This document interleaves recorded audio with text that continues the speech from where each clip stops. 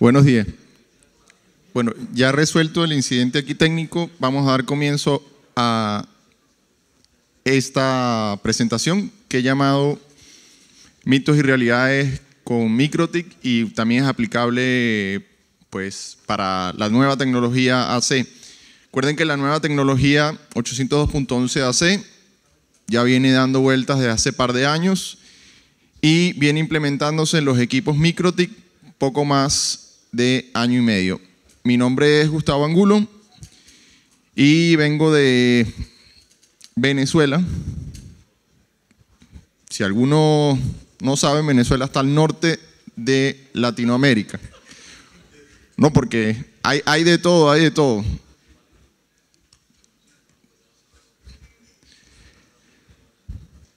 Dentro de la agenda vamos a hablar qué cambios hay en el nuevo estándar, qué equipos tiene MikroTik disponibles en 802.11 AC. Vamos a hacer especial énfasis en equipos de cara a usuario final, es decir, no voy a hacer el análisis para transmisiones con un SXT ni nada por el estilo, sino es de cara a portátiles, dispositivos finales. Después vamos a dar una pequeña práctica de análisis de espectro, algunas pruebas de cobertura y recomendaciones generales e implementaciones de Wi-Fi. ¿Qué nos trae de nuevo 802.11 AC?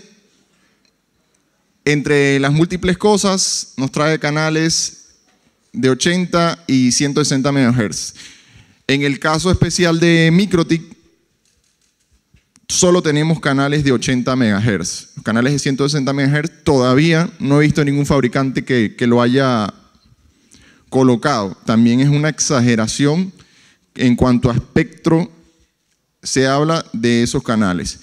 Y de hecho, el estándar habla de 160 en dos formas.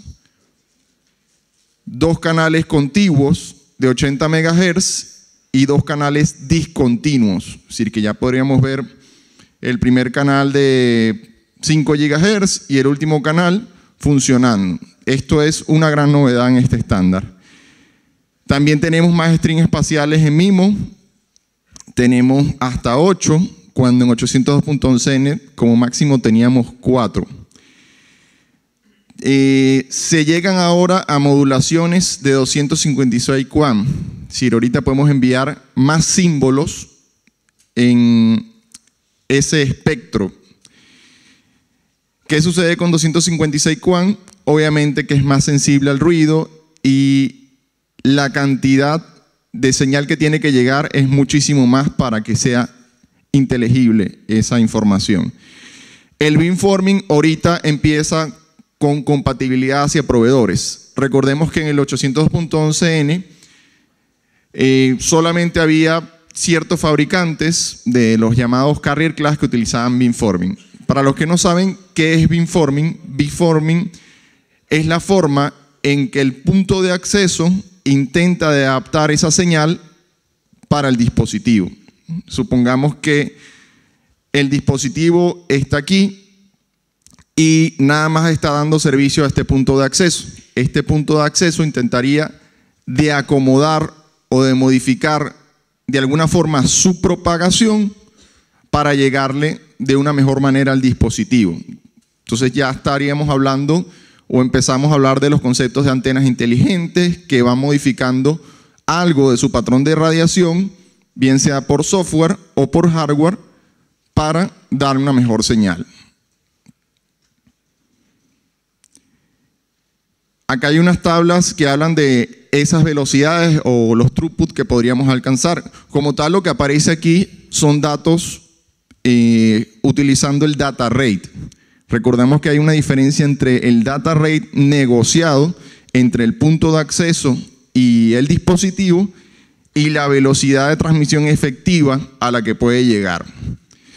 En este caso, con 433.3 megabits de data rate, dispositivos que utilizan una sola cadena o una sola antena en este estándar podrían alcanzar quizás, en el mejor de los casos, el 50% de esa capacidad si es que estamos conectados a un solo dispositivo. Recuerden que Wi-Fi trabaja con ancho de banda agregado. Ancho de banda agregado significa que ese ancho de banda se distribuye entre todos los dispositivos conectados. No como en el entorno cableado, que sí podríamos hablar 100 megabits por dispositivo. Velocidades con 2 cadenas, llegamos hasta 866.7. En este caso los equipos SXT-AC podrían obtener un data rate con estas capacidades. Con 3 cadenas, que es lo máximo soportado en los equipos MikroTik, se podrían alcanzar hasta 1300. Quiere decir que llegamos a capacidades de gigabit en entorno Wi-Fi. Es uno de los mitos que vamos a descubrir en esta presentación. Otra tabla que me llamó muchísimo la atención, estas tablas son extraídas directamente del estándar. El estándar lo puede descargar cualquiera, se mete en la página de la IEEE, fue publicado en el año 2013 y puede ver de primera mano de qué trata esta nueva tecnología.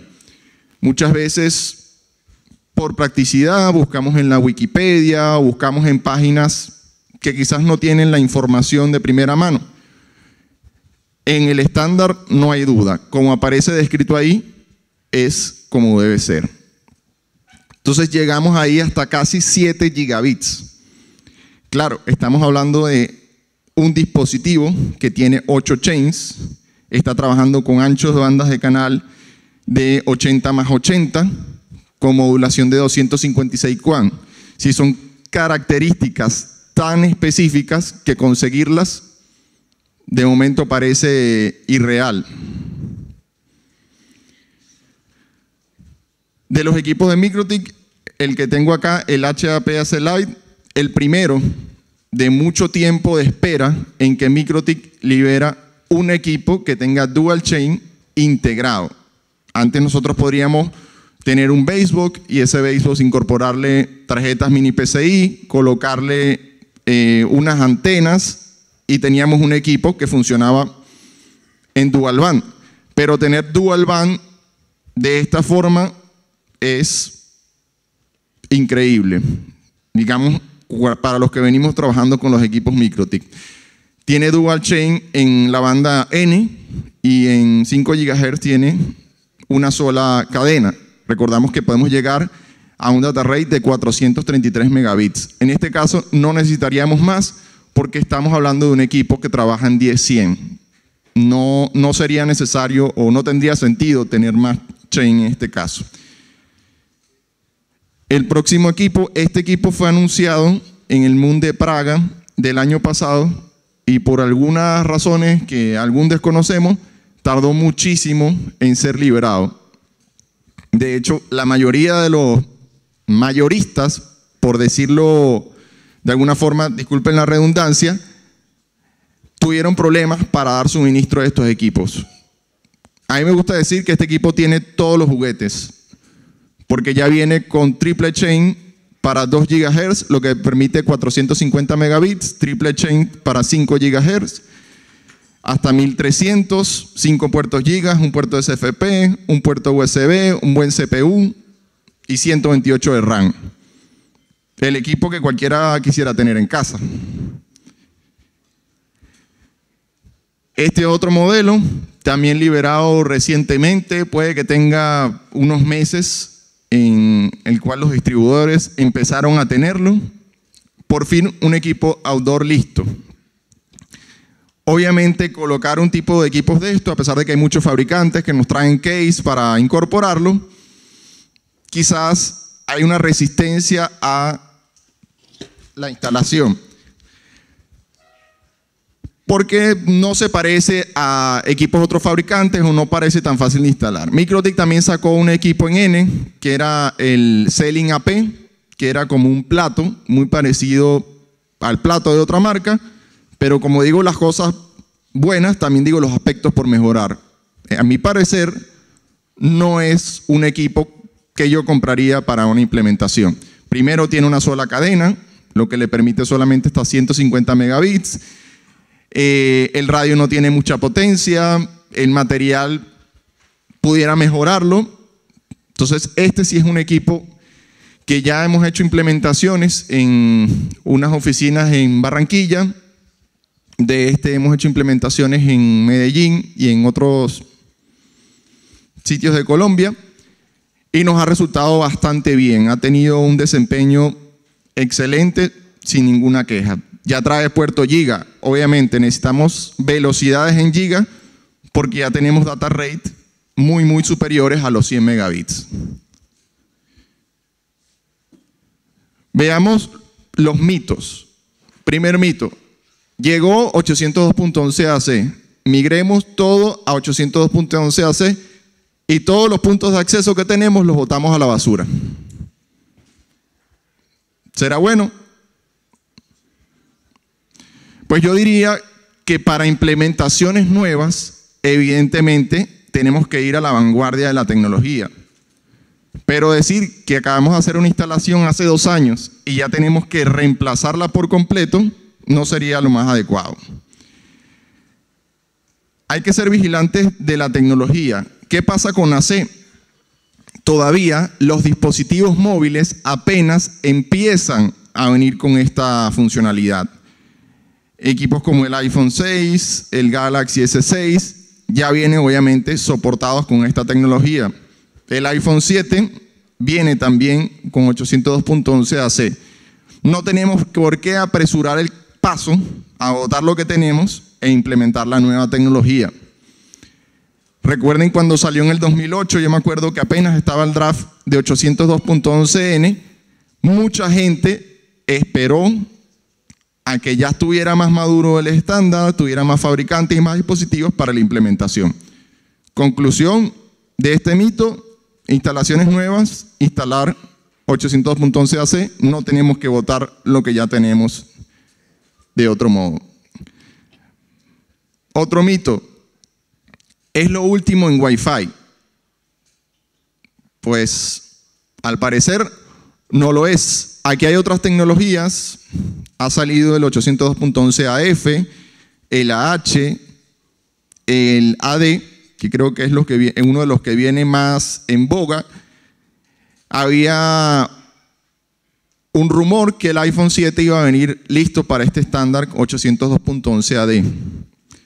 Para los que no lo han escuchado, este estándar ya hace transmisiones Wi-Fi en banda de 60 GHz. ¿Qué sabemos cuando la banda es más alta? Las distancias a las que puede tener recepción se achican.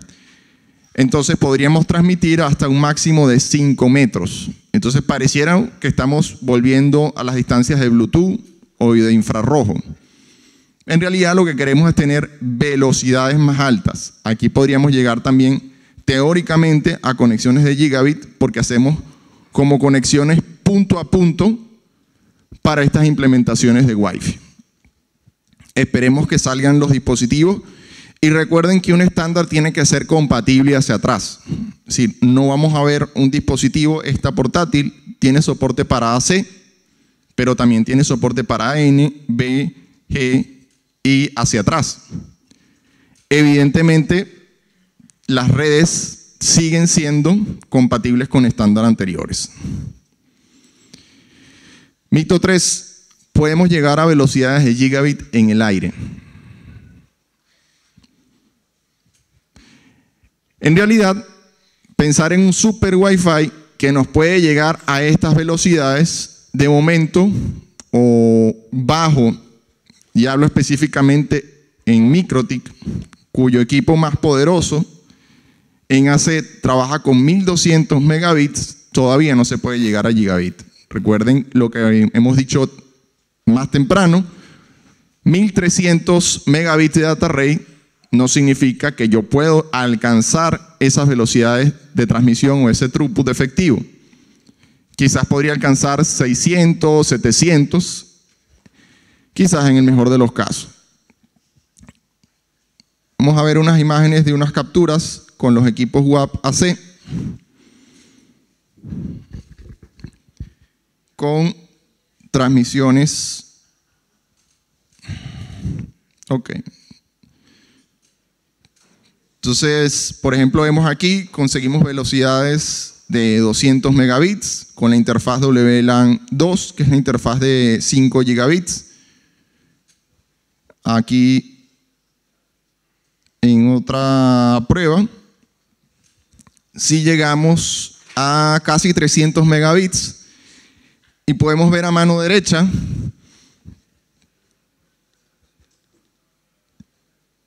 cómo los data rates que tenemos son de 975 megabits, un canal de 80 MHz, 3 cadenas utilizadas y un ancho de banda de guarda de 400 nanosegundos.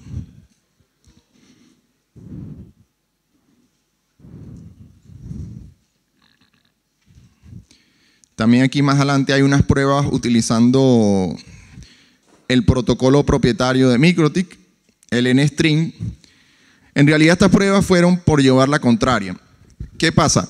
802.11ac no tiene compatibilidad completa con el NString Dual. Recuerden que el NString Dual utiliza 2 radios y hace como un agregado de esos 2 radios para tener transmisión y recepción de manera full duplex. Todos los radios Wi-Fi, a pesar de que no pareciera, trabajan en half duplex, es decir, en un momento transmiten o en un momento reciben. Con el NString Dual consigo dedicar uno de los radios para transmitir y el otro de los radios para recibir, consiguiendo ese data rate completo para el canal que requiero. Obviamente que no conseguí el objetivo, no es compatible completamente con el NString Dual. Alcancé pues a lo sumo 100 megabits. Ahora, necesitamos en realidad tener transmisiones tan poderosas en Wi-Fi. Recientemente veo que aquí en España muchos proveedores ya están ofreciendo conexiones residenciales de alta capacidad. Ya Movistar y Vodafone ofrecen los 300 megabits como si fuera agua. ¿Cuántos dispositivos pueden llegar a esa capacidad?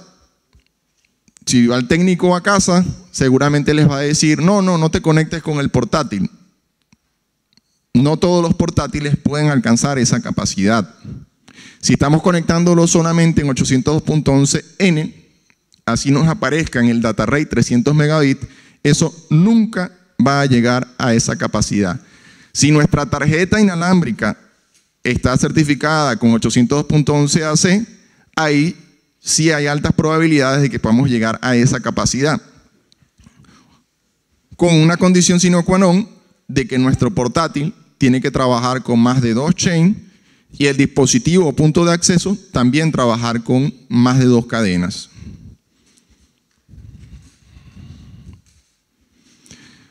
Otra condición, trabajar con 256 QAM. Recuerden que la modulación trabaja más o menos censando la potencia recibida y la cantidad de errores que tiene que tener. Si me encuentro aquí y soy el cliente con este punto de acceso, puedo negociar a 256 QAM, pero me alejo más y el mismo censar la cantidad de energía que puedo recibir, lo que sucede es que dice, ya no puedes modular tan alto, tienes que empezar a bajar a 64, bajar a BPSK o una tecnología de modulación robusta que sea más o menos propensa a errores en realidad.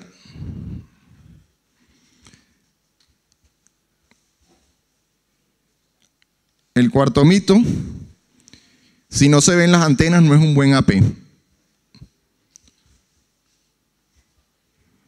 Nos dicen a veces, este punto de acceso es lo mejor, porque le veo las antenas y tiene unas antenas, pues, gigantes. Y entonces ahí están los rompemuros. Es que yo he visto en Amazon que dice que los rompemuros que llegan más allá y todo lo demás. ¿Qué hay de cierto en eso? Esas antenas tienen mucha ganancia. Cuando una antena tiene mucha ganancia es como si la oreja que tiene para recibir puede escuchar mucho mejor y evidentemente al tener varias cadenas tiene, bajo la tecnología de MIMO, formas múltiples de recibir la señal y entenderla. Esto que está a mano derecha es una antena de tipo microstrip, la que normalmente traen o los teléfonos celulares o dispositivos como este. Esto es una tarjeta 951.2N. Aquí a mano derecha tiene el módulo de RF y la antena. Esta antena consigue lo mismo que consigue una antena exterior, pero con menor ganancia. Evidentemente, esto ya es tecnología mucho más avanzada que lo que sería una antena exterior en la hora del diseño de la antena. Si recuerdan cuando antes los teléfonos celulares tenían la antena externa, había uno que se le sacaba la antena, otros que la tenían y era molestosa, y ya no vemos teléfonos celulares con esa necesidad. Entonces, hay que ir un paso más allá. ¿En qué caso utilizar antenas externas? Si tenemos que cubrir un gran área o la distancia con el dispositivo no puede alcanzar con antenas internas. Después veremos qué recomendaciones podemos dar para dispositivos con antenas internas. Mito 5. La banda de 5 GHz en realidad es mejor a la de 2 GHz. Si lo vemos por el tema de propagación, la de 5 GHz llega más lejos o menos lejos. Menos lejos. Evidentemente, a mayor frecuencia, la pérdida de espacio libre aumenta y podemos llegar menos lejos. ¿Por qué entonces decidimos tener ahorita una tecnología en 5 GHz? Bueno, la razón es muy sencilla. Es una banda que está menos congestionada, tenemos más canales que nos permiten hacer mucha más canalización. Significa que puedo tener canales de 40, de 80 y de 160 MHz de una manera más cómoda de la que lo tendría en 802.11n. Con esos 11 canales que tenemos, si montamos un canal de 40 MHz en 802.11n, nos lanzamos toda la banda. Acá hay un software que les recomiendo, se llama Acrylic. Podemos ver la densidad de puntos de acceso en este momento en la sala. Todos los que están acá arriba, hasta aquí, son puntos de acceso en banda de 2 GHz. Vemos el espectro congestionado. Mientras en 5 GHz vemos 4 canales, quizás algo solos o solitarios. Aquí hay 3 equipos con banda AC. Vemos aquí el fabricante. Evidentemente MikroTik, routerboard.com. Y aquí la competencia.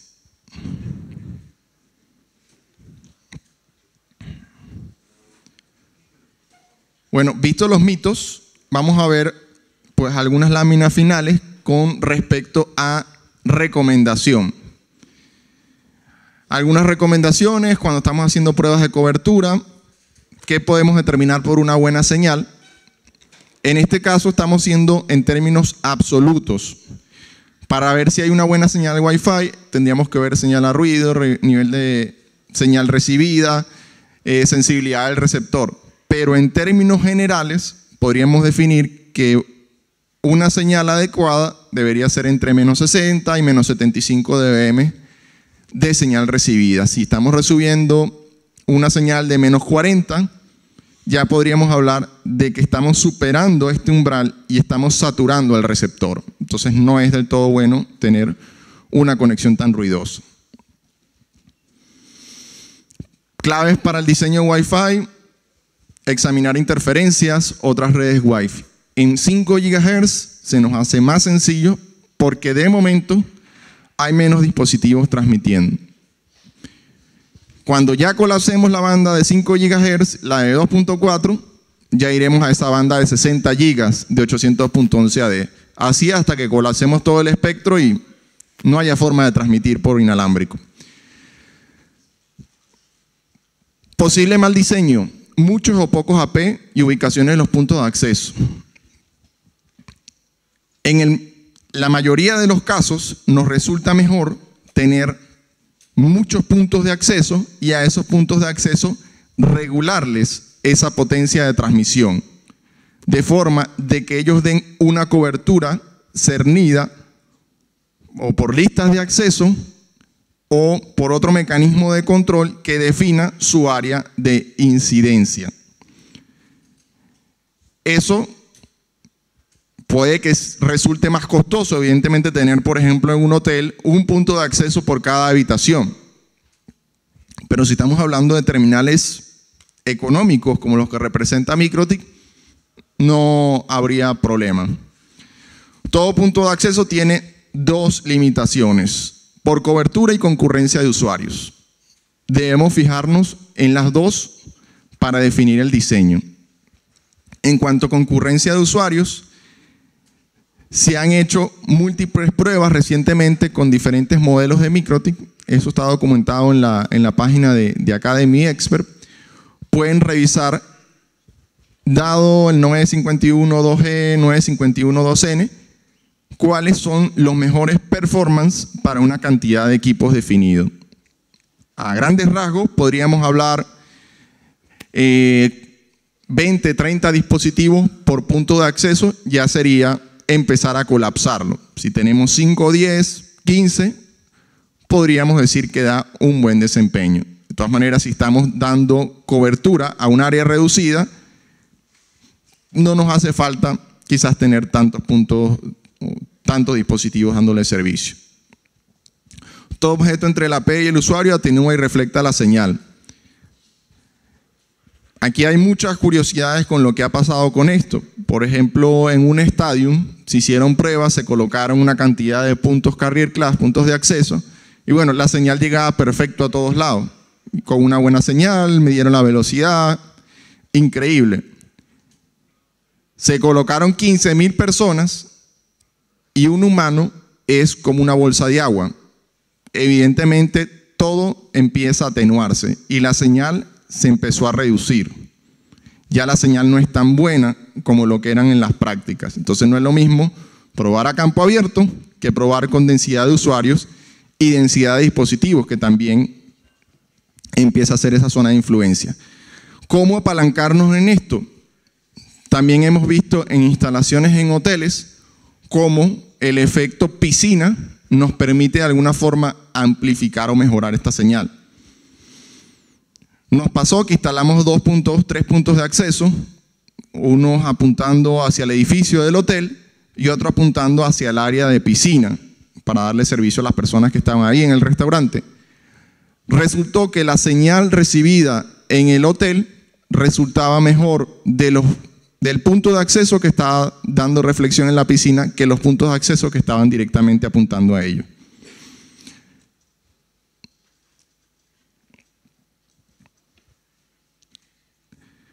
Dentro de las fases de Wi-Fi, recordar cómo un dispositivo móvil y un portátil no son lo mismo. La sensibilidad, que es ese nivel de señal mínima que debe recibir para poder entender, varía. Aquí está variando bastante, de unos 20 dB. La potencia que puede enviar un terminal móvil no es la misma que puede enviar un dispositivo. Tenemos que evaluar los dos caminos. No importa si recibe una buena señal, lo importante es que el dispositivo se haga escuchar con el punto de acceso. Es decir, hay que evaluar los dos caminos. Aquí hay unas gráficas de análisis de cobertura elaboradas con un software de Sitesorby. Vemos de color rojo donde hay mayor densidad de potencia y de color verde, de color rojo donde hay mayor densidad de potencia y de color verde donde se va disipando esa señal. En este software se van levantando lo que son las paredes y en base a estas paredes se ve cómo es el efecto de absorción.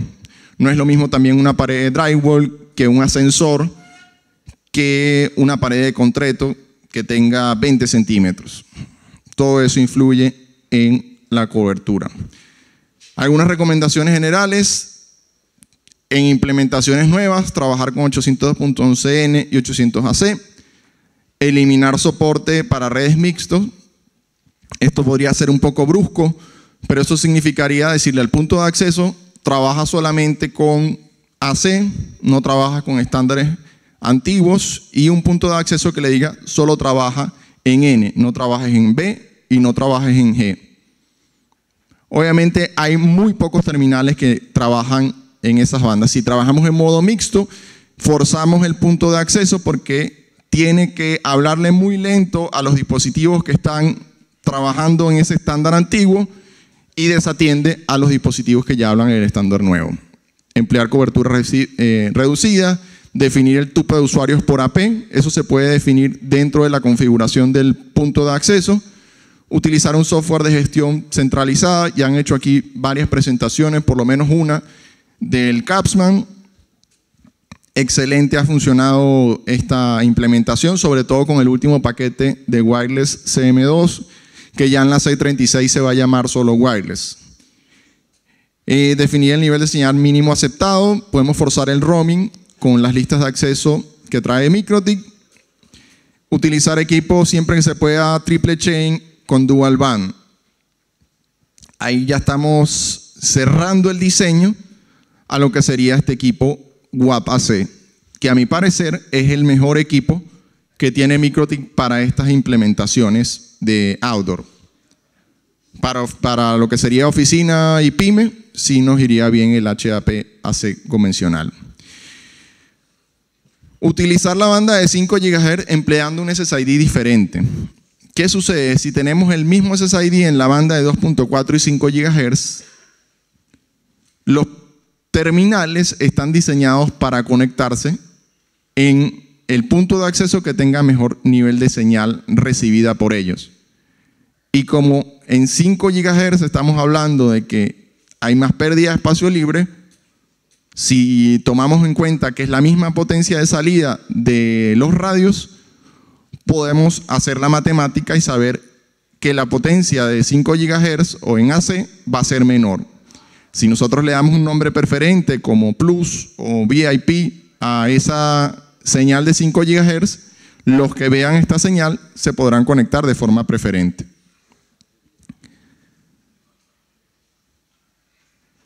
Bueno, creo que esta lámina al final de quién soy yo, soy ingeniero de telecomunicaciones.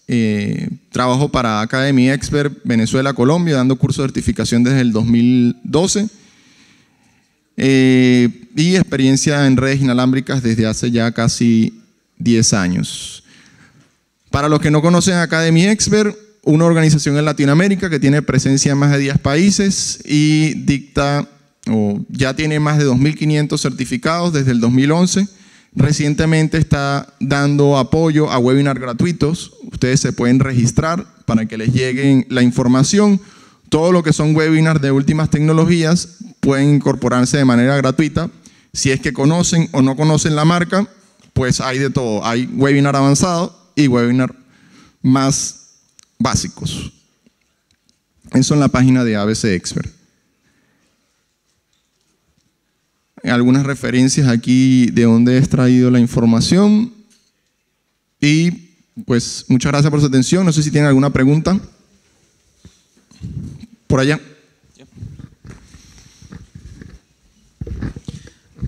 La pregunta es, ¿cuánto tiempo durabilidad de vida tiene el 802.11 AC? ¿Se estipula hasta el 2020, 2030? ¿Hasta qué año? Tenemos 5 años, 7, 10 años para implementarla en nuestras redes WISP. Gracias. Si hacemos comparación a cómo fue el proceso de 802.11n, que la versión final terminó en el 2008 y la versión del AC salió en el 2013, estaríamos hablando de 1, quizás 2 años a lo sumo para incorporación de estas nuevas redes y también incorporación de dispositivos en AC. Como avanza la tecnología, hay una espiral que probablemente diga que ya no esperemos 5 años para el próximo estándar sea liberado, sino ese estándar ya se libere en 3, porque ya vienen desarrollándose de manera simultánea ese estándar de 60 gigas y pues, todos los estándares de Wi-Fi. También hay un estándar llamado Li-Fi, que es para transmisión con luz. Es decir, quizás el tiempo de vida de AC sea más corto que lo que fue el N, que en su momento fue un boom. Disculpe.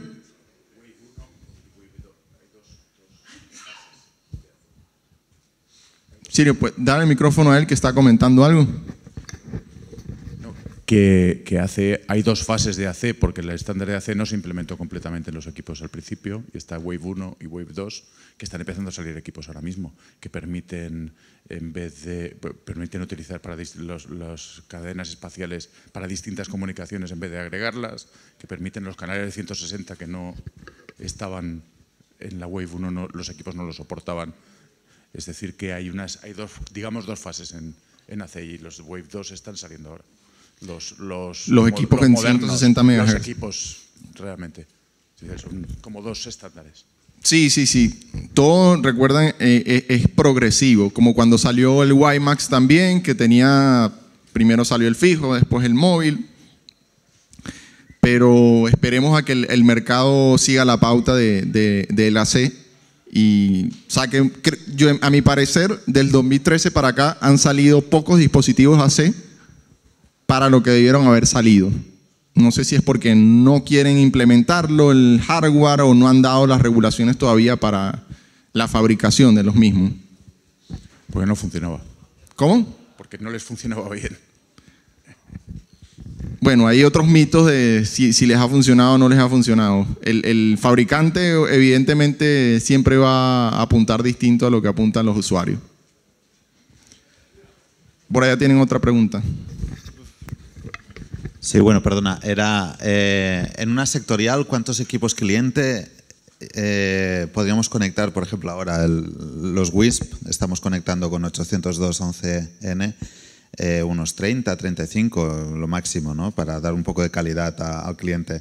Con AC, ¿qué estaríamos hablando? ¿Del doble, el triple o lo mismo? Recuerda que un punto de acceso se define por cobertura y por cantidad de usuarios concurrentes. Si quieres tener más cantidad de usuarios concurrentes, tienes que irte a, evidentemente, primero hacer el diseño de atrás para adelante. Cuánto ancho de banda y con qué calidad le quieres dar a cada cliente, y en base a eso haces el diseño del punto de acceso, la cantidad de canales que necesitas. Si hay una mejora evidente en la cantidad de usuarios, o si hablamos específicamente del throughput, pero a nivel de radiofrecuencia podríamos manejar cantidad de usuarios muy similar. Vale, gracias. Hola, Gustavo. Una duda. Los dispositivos MikroTik que trabajan con AC ya a día de hoy, los que hay en el mercado, ¿todos ellos son capaces de hablar con el cliente, hablar con distintos clientes a la vez? Es decir, hasta hace bien poquito, la tecnología Wi-Fi, una P, hablaba con un cliente, cuando hablaba con ese cliente pasaba a otro, etcétera, etcétera. ¿Son multi-usuario o no? Sí, de hecho, deben venir por regulación con ese modo mixto. Vamos a abrir aquí un equipo para explicarte lo que comento. Esto es un equipo WAP que está con Capsman.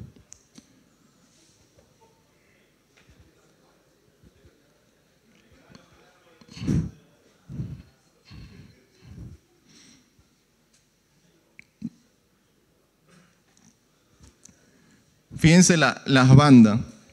Puede trabajar solo en A, en N, en AN, y este que tiene aquí sería el modo mixto. Es decir, soporte para A, N y AC. Deben venir con ese modo para tener compatibilidad. Dígame. No me refería a eso. La cuestión es, hasta hace bien poquito, cualquier AP del mercado sí. Solo hablaba con un dispositivo cliente a la vez. Cuando atendía ese, le daba la solicitud, pasaba a otro. Esto normalmente no se aprecia. Los últimos dispositivos de algunos otros fabricantes ya permiten una comunicación entre AP y varios dispositivos, no un dispositivo y el AP. Dentro del estándar AC hay una de las recomendaciones de ese estándar es que ya se puede empezar a hacer eso. O sea, ya podemos dedicar y hablar con dispositivos de manera simultánea. Vale. Ahora, si está ahorita mismo ya en este wave, no lo creo. Probablemente para la segunda oleada de la implementación, cuando ya tengamos canales de 160 MHz. También ahí pienso que tenga sentido tener 2 canales de 80 MHz que no estén contiguos.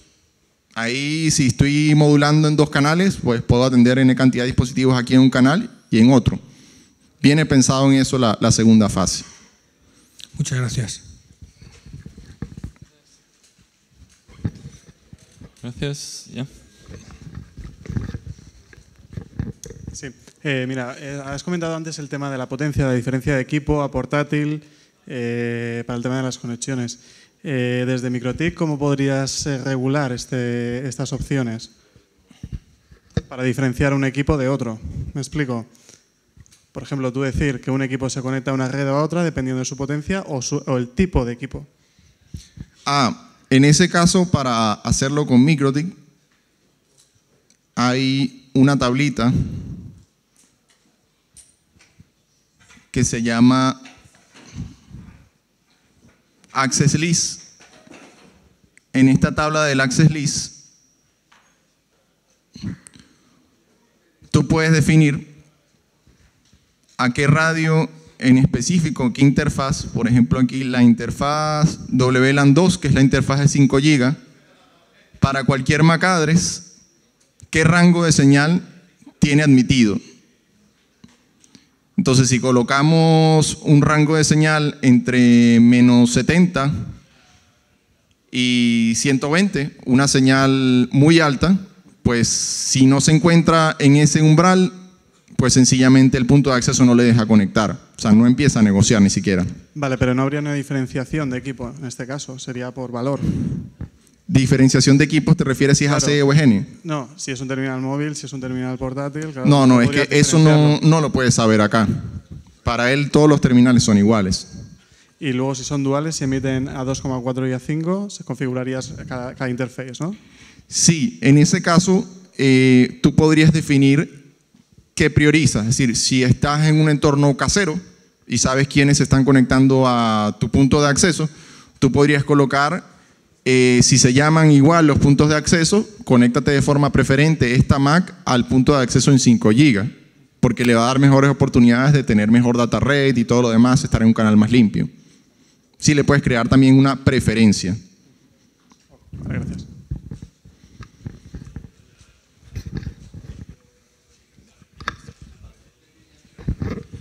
Buenas horas. Antes preguntó un compañero sobre si podíamos incrementar en un AP el número de clientes conectados y tal. Y has dicho que más o menos va a quedar similar a los 30, 35 que tenemos ahora como máximo. Entonces, ¿no va a mejorar? Supongo que la velocidad sí que la mejoraremos, ¿no? Claro, la velocidad de los data rate sí hay una mejora importante porque estamos trabajando con anchos de banda de canal mayor, mejores esquemas de modulación, lo que permite tener un mejor desempeño de data rate. Con respecto a la cantidad de usuarios, no solo depende del estándar, sino también del tipo de dispositivo. O sea, hay una cantidad o unos niveles de puntos de acceso. No podemos comparar este punto de acceso con el coste que tiene, con el buen desempeño que tiene para Wi-Fi casero, con el punto de acceso que necesitas en un estadio, en un centro comercial. Ya son puntos de acceso carrier class que vienen con múltiples core, una cantidad de antenas mayores que ya trabajan con beamforming en versiones propietarias, que ahí sí te permiten 200, 300 dispositivos atachados y funcionando de forma simultánea. Ahora, ¿con qué data rate? Depende con qué tasa de negociación se esté conectando. Pero en este tipo de dispositivos, pues no le haría falta tener mayor cantidad de equipo. Por eso sustento la teoría, menor o mayor cantidad o mayor densidad de puntos de acceso y tener áreas de cobertura menor dando buen servicio a pocos usuarios. Ese sería el mejor escenario. De nada vale tener 50 dispositivos conectados a este si no les estoy brindando un buen servicio. Inclusive hay fabricantes que dicen mis puntos de acceso tienen que estar separados 2 metros con potencia de 1 dBm y le permito máximo conectarse 2 dispositivos o 3, porque ya estás hablando ahí de que quieres brindar servicios de voz IP, itinerancia, N cantidad de cosas. Es decir, la cantidad de dispositivos necesariamente no te hacen un punto de acceso mejor. Para implementaciones de oficina y de caseras, que son las que estoy hablando, no necesitas un punto de acceso que te cargue 100, 200 dispositivos.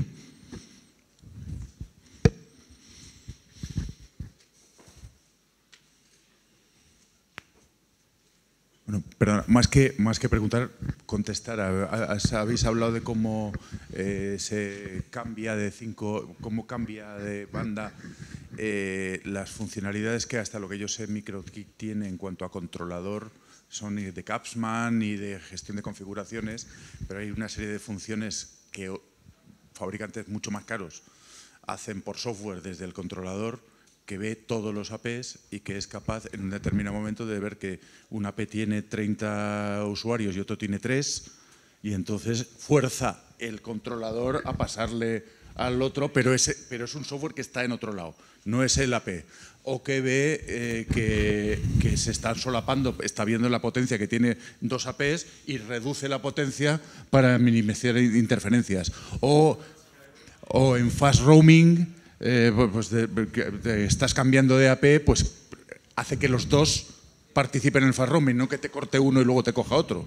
Hay muchas cosas y eso no es en este momento lo que MikroTik está potenciando. Bueno, se lo hará en el futuro, pero no es lo que está. El controlador de Capsman ya lo permite. Puedes crear un grupo de Load Balancing Group, incorporar a 3 puntos de acceso a ese grupo y decirle la máxima cantidad de estaciones que quieres en ese grupo. Y ya empieza a tener más cara de... Claro, Capsman es el principio de un controlador. El principio. Sí, está claro. Gracias, Gustavo. Gracias.